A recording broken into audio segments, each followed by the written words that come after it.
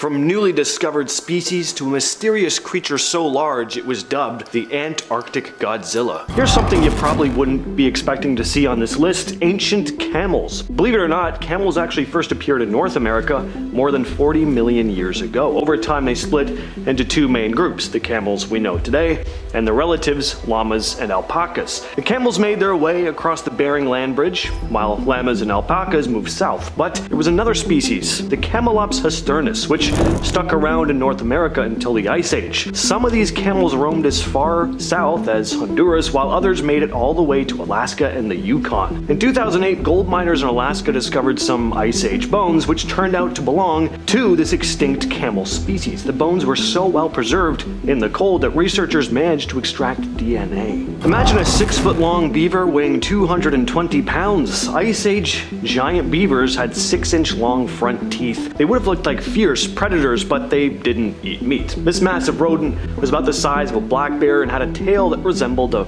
muskrat's rather than today's typical beaver tail. A 2019 study looked at fossils from the Yukon and Ohio dating back 10,000 to 50,000 years and revealed that the giant beaver's diet consisted mostly of aquatic plants. Tessa Plint, a researcher with Heriot-Watt University, explained that by studying the chemical makeup of fossilized bones and teeth, scientists can figure out what an animal ate even tens of thousands of years later. Understanding the diet of these ancient animals helps them learn more about how climate change affected them. As the earth warmed and dried, the giant beaver couldn't compete with smaller, more adaptable beavers that survived. In 2010, a team of Russian scientists found a well-preserved mammoth in Siberia, later named Yuka. She was a young mammoth, about 6 to 8 years old, and she lived around 39,000 years ago. Yuka's body was in really good shape. Its body measured about 2.5 meters long, and it was remarkably intact, with her trunk, bones, some of her flesh, hair, and eyes still preserved, making her one of the most well-preserved mammoth specimens ever found. Pretty incredible to see. I haven't seen it in person, but based on pictures and video that I've seen of it, it's crazy how well preserved it is. They think she might have fallen into a mud pit or drowned, which helped preserve her so well. People probably butchered her for meat, too, as there were cut marks on her bones. In 2002, an amazing discovery was made in northern Siberia. The remains of a woolly mammoth were found frozen in the permafrost near the Siberian village of Yukagir. The specimen, which was an adult male, turned out to be in remarkable condition. This mammoth's head, still covered in skin, was so well preserved that it looked almost fresh. When polar explorer Bernard Bouygues heard about the find, he led a team to retrieve the mammoth's remains. The team made 3 trips to the site, carefully gathering pieces of the mammoth's body and putting them together. Gave scientists a ton of information about woolly mammoths. For example, they discovered that the mammoth had temporal glands between its eyes and ears. These glands would have helped regulate body temperature. The mammoth's feet were also a key find. The soles had deep cracks in it, which would have helped the animal grip icy surfaces while walking. The specimen also included the tusks, front legs, and even parts of the stomach and intestines. Based on the size of its bones and tusks, scientists estimated that this mammoth was over 9 feet tall at the shoulder and weighed around 4 to 5 tons. Scimitar cats, or Homotheriums, were fierce prehistoric predators. Their fossils are rare. Because of this, scientists used to think that they were part of a small population. That changed in 2011 when a bone was found in permafrost at a mining site near Dawson City in Canada. This bone belonged to a scimitar cat, not a saber-toothed cat, which are often confused with scimitar cats. Scimitar cats had shorter, curved teeth that were serrated, unlike the long, flat teeth of saber-tooths. What made this find even more exciting was how well preserved the bone was in the ice. Researchers at the University of Copenhagen were able to sequence the entire genome from this bone. Their genetic makeup hints towards a scimitar-toothed cats as being highly skilled hunters, said Michael Westbury, an evolutionary genomicist at the University of Copenhagen. Going on to say they, quote, likely had very good daytime vision and displayed complex social behaviors, end quote. These cats also had adaptations for endurance. Their bones and cardiovascular systems were strong. They were built for long-distance running. And based on this, researchers believe scimitar cats hunted in packs, wearing down their prey during the day. Scientists estimated the specimen was over 47,500 years old. Scimitar cats likely went extinct around 10,000 years ago, along with many of the animals that they hunted, like mammoths and woolly rhinos. In 2011, members of a tribe in northern Siberia found the remains of a steppe bison, perfectly preserved after being frozen for nearly 10,000 years. The bison was transported to the Yakutian Academy of Sciences, where scientists began to study it. Unlike other bison mummies discovered over the years, this one was almost entirely intact, with its internal organs in remarkable condition. Olga Potapova, collections curator at the mammoth site of Hot Springs, explained that while bison mummies are not uncommon, they're usually incomplete, saying, quote, "Normally what you find with mummies of megafauna is partial carcasses, but this mummy was preserved so well that it earned a record for the level of its preservation." The bison, which was probably about 4 years old when it died, looked like it had starved to death. There was no fat around its abdomen, but its heart and digestive systems were pretty intact, even though some organs had shrunk over time. Researchers even managed to extract tissue samples from each organ, and for the first time ever, they found steppe bison brain tissue still preserved. In 2022, a nearly perfectly mummified baby woolly mammoth was discovered by a miner in the permafrost of Canada's Klondike goldfields, dating back around 30,000 years. The calf, thought to be around 1 month old when it died, was a female and measured just 4.5 feet long. Researchers described it as the most complete mummified mammoth found in North America. A lot of its skin and hair was still intact. As an Ice Age paleontologist, it had been one of my lifelong dreams to come face to face with a real woolly mammoth, said Grant Zazula, a paleontologist with the Yukon government, going on to describe the mammoth as, quote, "one of the most incredible mummified Ice Age animals ever discovered in the world." The discovery happened when a mine worker hit something unexpected while digging. The team stopped all their work and brought in geologists who managed to recover the mammoth's remains, and just in time because a storm had been rolling in. Analysis suggested that the mammoth may have died after getting trapped in mud while grazing, with grass found in her stomach. In 2018, yet another incredible discovery was made in Siberia. The nearly perfectly preserved mummified remains of an Ice Age horse, believed to have died between 30,000 and 40,000 years ago. Its body was so well preserved that even tiny details like the hairs in its nostrils and around its hooves were still visible. The foal was found deep in a crater, about 328 feet or 100 meters deep, during an expedition in Yakutia. It was around 2 months old when it died. The mummified body was almost entirely intact, with no visible damage. Scientists collected samples from the foal's hair and tissue and found it belonged to an extinct species known as the Lena horse, which was genetically distinct from the wild horses that still roam the area today. This species lived in Siberia tens of thousands of years ago and disappeared long before modern horses evolved. In 2016, biologist Steve Emsley was in southern Antarctica when he came across something kind of confusing. It looked to be a recently abandoned Adelie penguin colony. There were mummified chicks, guano stains, pebbles from nests, but the thing is, Adelie penguins hadn't been spotted in the region for centuries. What Emsley soon discovered was that the penguin remains were far older than anyone could have imagined. Radiocarbon dating of the bones, eggshells, and mummified skin showed that these penguins had been dead for thousands of years. The rapidly melting ice in Antarctica revealed these ancient penguin remains. The penguins had likely settled in the area during warmer periods when the sea ice melted early, allowing the birds to reach the area and build their nests. The most recent colony, which had been buried during the Little Ice Age about 800 years ago, was finally uncovered as the region's ice began to recede. What you're looking at here is a tardigrade, aka a water bear. Now, is this a newly discovered alien species? Well, I wish, but no. These things actually exist right here at home. They're just really, really tiny, which I'm thankful for, because imagine if that alien-looking thing was the size of just even a regular house cat. That would just be horrifying. Tardigrades, nicknamed water bears, are one of the most resilient animals on the planet. They're microscopic animals that are known for their ability to survive in very extreme conditions all over the world. In places like Antarctica, they've been found frozen in ice for thousands of years. And what's amazing about these things is their ability to go into a kind of state of suspended animation. When conditions are harsh, like extreme cold or dryness, tardigrades dry out or freeze and enter a kind of hibernation.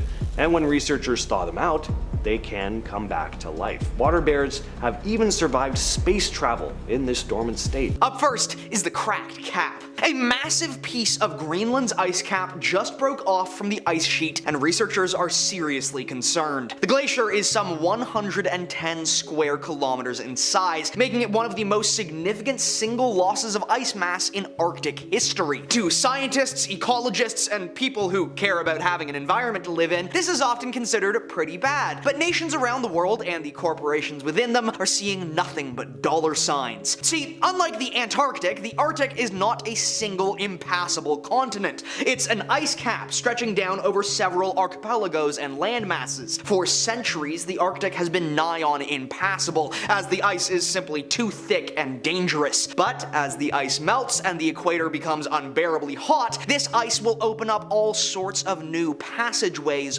through the Arctic. Claims over Arctic waterways are already being heavily sought as America, Russia, Canada, Norway, Denmark, and Finland jockey for position over who gets to control these potentially highly profitable trade routes. Next is the oldest DNA. A group of Danish researchers in Greenland made an incredible discovery, finding the oldest DNA ever. This fleck of genetic material was determined to be 2 million years old. That outstrips the previously oldest known DNA by 1 million years. The known history of life stretches back hundreds of millions of years, but only fossils, no DNA, can be recovered from that far back. This isn't just some shred of DNA either, but an actual readable genetic code, giving unparalleled insight into ancient biology. The researchers went into an area of Greenland where they were surrounded by 2-million-year-old mounds of dirt, and then began taking core samples. There were no fossils or remnants of bone, but by testing the soil, they were able to identify some actual strands of DNA. The special factor in Greenland, which allows DNA to survive for so long, are both the cold and minerals in the soil, which actually bind to the DNA and help to preserve it within the soil. It's unknown exactly where this DNA came from, but likely from one of any number of sources, as living creatures are shedding DNA constantly. Some of this, likely from excrement, was preserved inside the soil for 2 million years to eventually be discovered by these Danish researchers.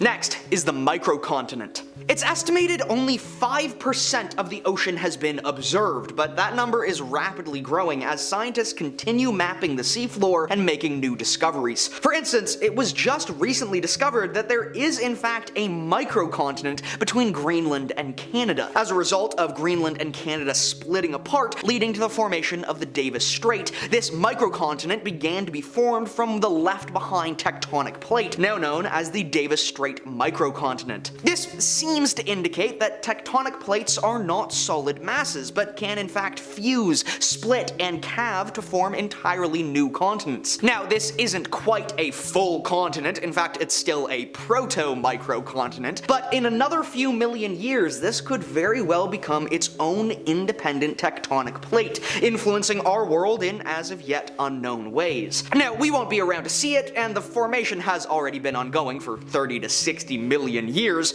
but it is fascinating to understand that the world around us is continuing to change, that there is no end of history, and even if we're all gone, the fascinating tectonic movements of plates will continue on the Earth's crust. Next are new Greenland bears. Researchers were tasked with conducting a census and analysis of the polar bear population of Greenland, a population that is increasingly under threat. They would discover something totally different from their expectations though. Instead of the assumed single amorphous population covering the entire eastern coastline, it actually turns out there are two distinct and discrete polar bear populations in Greenland. The northeastern population has always been the most studied and most observed, as they're closest to human settlements, and it was assumed that they were emblematic of bears everywhere on the landmass, but this is not so. There's a southeastern population of bears that live among the mountainous and dangerous fjords in the south. This area is highly remote and heavily isolated, with no human habitation existing in the area, which of course made investigation and research quite difficult, but not impossible. So researchers spent several months tracking and even tagging polar bears in this harsh environment. Shockingly, there were quite high densities of polar bears in the fjords, something which truly surprised the researchers as they did not expect such a healthy and robust population. After years of study, it was eventually observed that these bears hunted differently than the others, and almost never actually went out onto the sea ice, the traditional hunting ground of polar bears. This is because their sea ice is simply so fragmented and dangerous that it's no longer a viable environment for them to hunt within. These bears are a distinct population and likely haven't genetically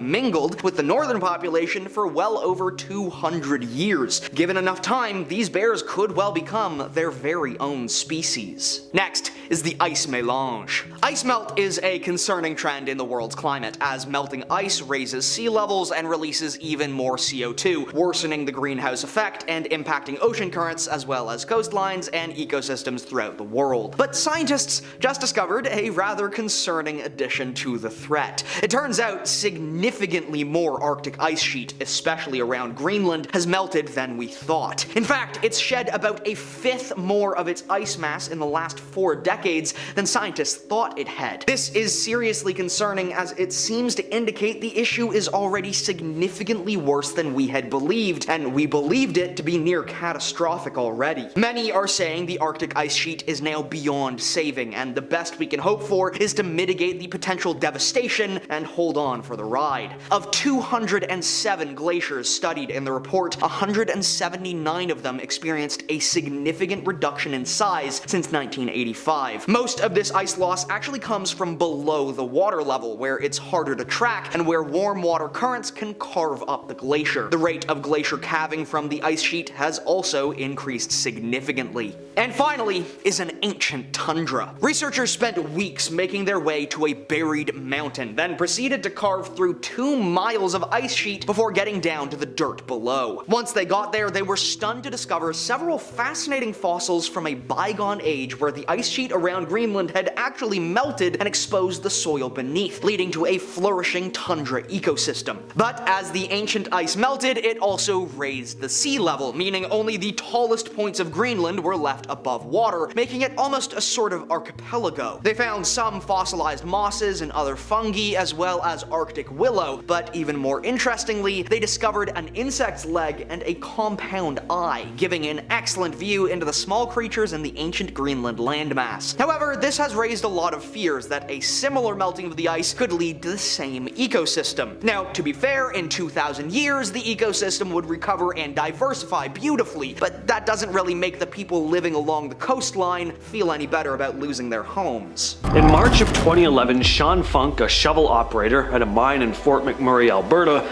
was digging when he made an amazing discovery. A discovery that turned out to be Alberta's oldest dinosaur fossil and one of the best preserved ever found in the entire world. Honestly, this has to be the most amazing dinosaur discovery that I've ever read about. And I think Don Henderson, curator of dinosaurs at the Royal Tyrrell Museum, agrees, saying at the time, "Right away we knew it was going to be something good, but we had no idea how good it was going to be." So after getting the fossil back to the museum, Don and his team got to work, and 6 years later the dinosaur was named Borealopelta Mark Michele. The name Borealopelta means Shield of the North, and the species name honors Mark Mitchell, the museum technician who spent over 7,000 grueling hours removing the dinosaur from rock. Now, I'm not done with this one. There's just too much to talk about with this discovery to cram it into one point. So as I said, the Borealopelta was incredibly well preserved. It was covered in thick armor, especially around its neck. It also had these massive 20-inch spikes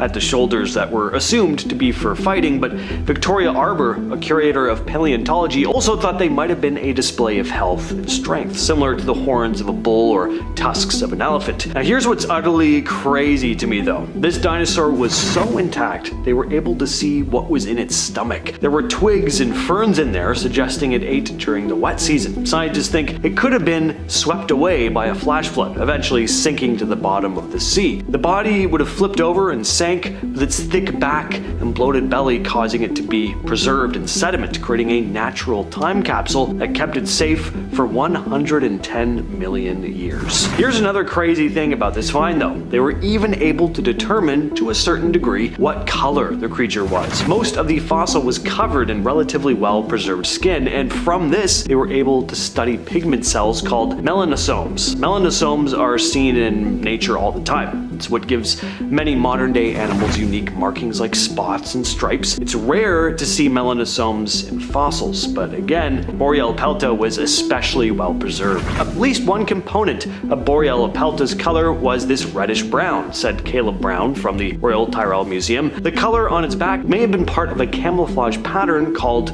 countershading, helping it blend into its environment and avoid predators. Now, also in 2011, a team of paleontologists led by William Hammer discovered a new species of ancient dinosaur in the frozen mountains of Antarctica, an area that's usually thought of as one of the coldest places on Earth, but of course, millions of years ago, it was much warmer. The dinosaur was small, around 4 to 5 feet long, and had bird-like hip bones. It was likely related to early plant eaters like the Furbosaur and Heterodontosaur, which were the ancestors of larger and more famous dinos like Stegosaurus and Ankylosaurus. The fossils were found on Mount Kirkpatrick, part of the central transatlantic mountains. Hammer and his team uncovered a leg and foot, but they weren't sure if they had found the dinosaur's head. It would take about a year to fully understand what they'd found. Thomas Holtz, a geology professor at the University of Maryland, noted that the find could help fill gaps in both dinosaur evolution and the ancient Antarctic environment, saying that this discovery was from a time when dinosaurs were just starting to take over, comparing these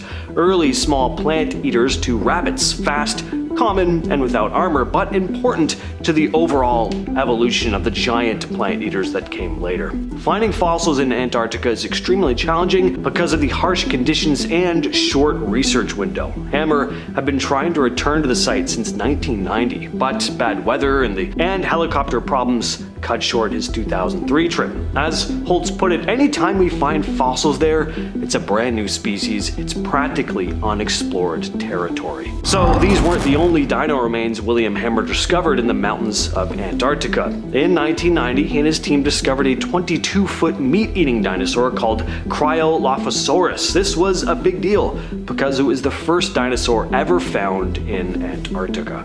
Cryolophosaurus was a meat-eating dinosaur that lived around 190 million years ago during the early Jurassic period. It was about 20 to 23 feet long, 6 to 7 meters, and weighed roughly 1,000 pounds. What really sets this dinosaur apart was its unique crest. The crest, found on the top of its head, had a very unusual shape, kind of like a frozen backwards mohawk. There are like two kind of things here. It's believed that the crest could have been used for display, either to attract mates or to communicate with other members of its species. As Hammer put it, it looked like a frozen crested reptile, which is how they got the name Cryolophosaurus, meaning frozen crested lizard. And again, in the early 1990s, William Hammer of Augustana College discovered more incredible fossils on Mount Kirkpatrick. These particular fossils included parts of a foot, leg, and ankle bones from a long-necked dinosaur that lived around 190 million years ago. It wasn't until much later, though, that the fossil was identified. The fossils were painstakingly removed from the ice and rock using jackhammers, rock saws, and chisels under extremely difficult conditions, said Nathan Smith,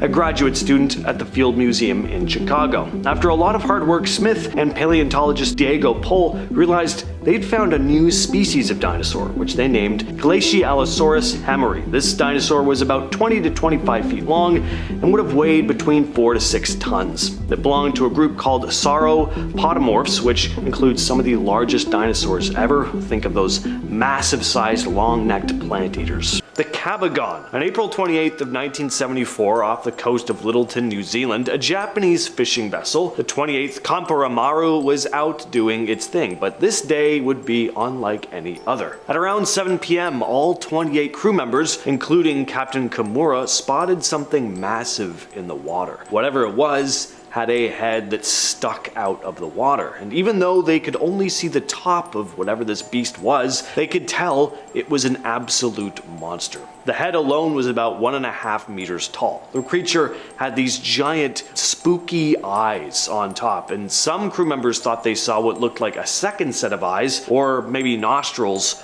right beneath. The texture was described as either rough and hairy or scaled with spikes. It was a bit like a gigantic spider head mixed with a sea monster. Captain Kimura even sketched the thing, and it later made headlines in the New Zealand Weekly magazine. Nearby, mysterious footprints were found on the beach. This beastie was soon linked to other cryptids in Japanese waters like the giant sea ghost, Umibazu, and the Antarctic Godzilla. More on him in a bit. But the Kabagon has to be one of the strangest sea cryptids ever reported. The colossal squid is believed to be the largest squid in terms of sheer mass. We're talking about a creature that can grow up to 39 to 46 feet long, and it's not just long, it's also built like a tank, unlike its more famous cousin, the giant squid, which are pretty incredible already. The colossal squid actually has hooks on its tentacles though, some swiveling, others three-pointed, and those hooks are sharp, designed to hold on to prey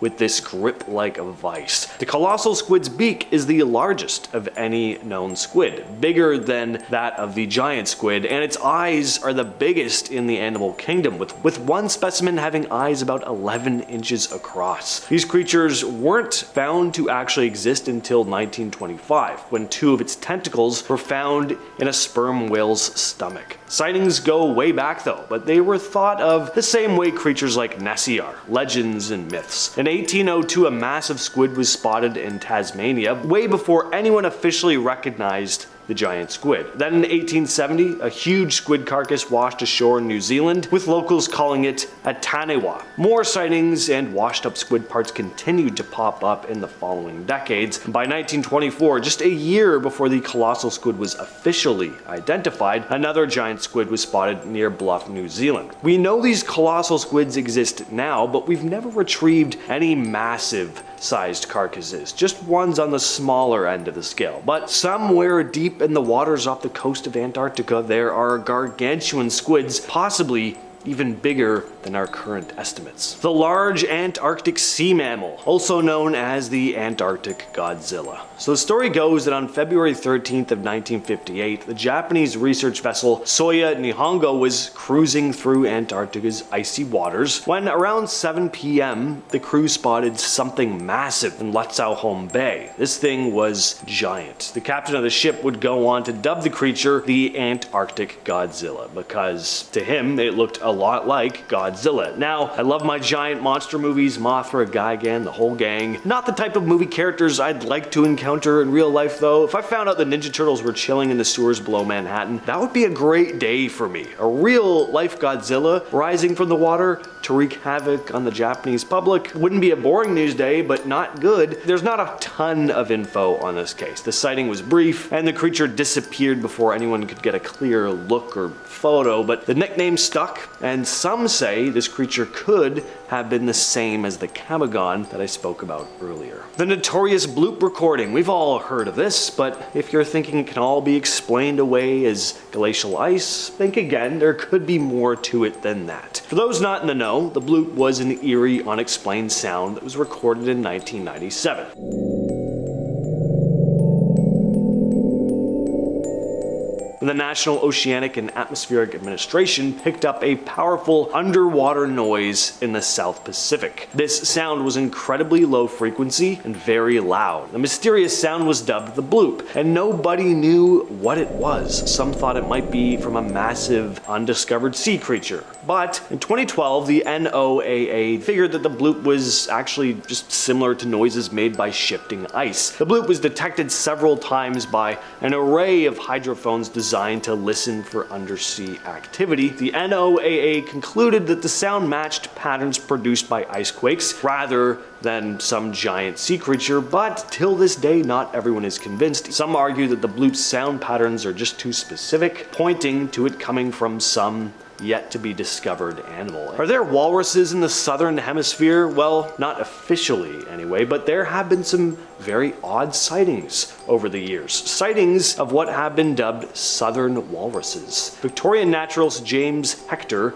who was no stranger to odd animal reports, collected stories about walrus-like creatures spotted around New Zealand. Hector even speculated that these creatures might be lurking among the Antarctic ice flows. He thought if these areas were explored more extensively, they might uncover these walruses as well as other unknown animals. Thor Heyerdahl, the famous explorer, also had thoughts on this, saying that a Maori myth about a tusked merman might have actually been based on sightings of these mysterious southern hemisphere walruses. And there are other mentions of tusked creatures in the region. Historical records mention tusked marine mammals off South Africa. In Francois Legat's Voyage and Adventures from 1707, Legat described seeing a large red sea cow with long tusks off the Cape of Good Hope. Then in 1852, we have Hugh de Bonelly's sighting off Isla San Lorenzo in Peru. He saw a giant tusked seal described as having a seal-like head